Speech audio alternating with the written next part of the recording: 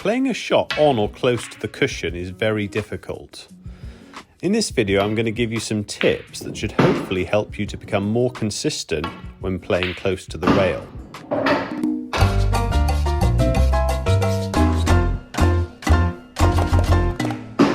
Now, when you're playing from the cushion, there's a few things that you need to adapt in terms of your cue action and your bridge hand in order to make more of a consistent strike on the cue ball.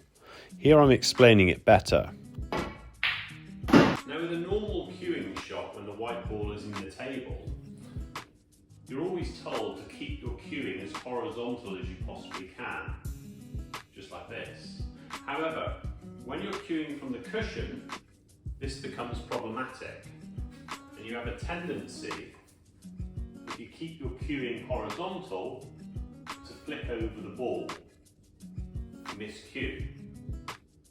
So in order to solve these problems, chalk your cue, of course, and then what you'll need to do is just adjust your bridge hand wherever it's comfortable, but whilst maintaining a very solid base so that it's not moving, and then simply raise the butt of your cue in order to be able to contact more of the white ball.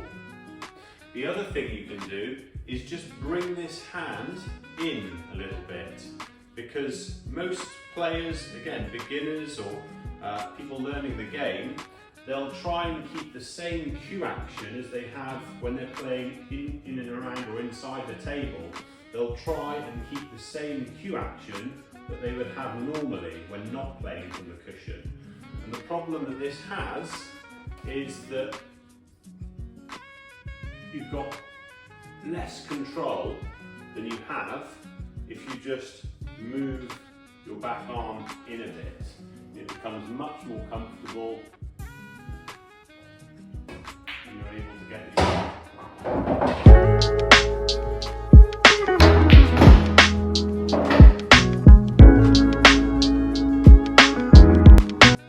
Try using some of these techniques and make some of these changes.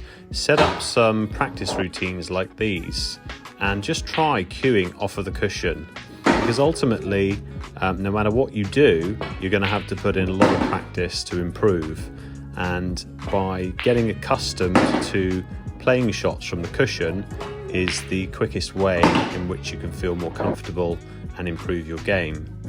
Also, when you're cueing close to the cushion like this shot, see where my knuckles are in relation to the table, whereas when I'm a little bit further in and I want to get a bit of bottom or screw back on the ball, you have to adjust your bridge hand and your knuckles come further back.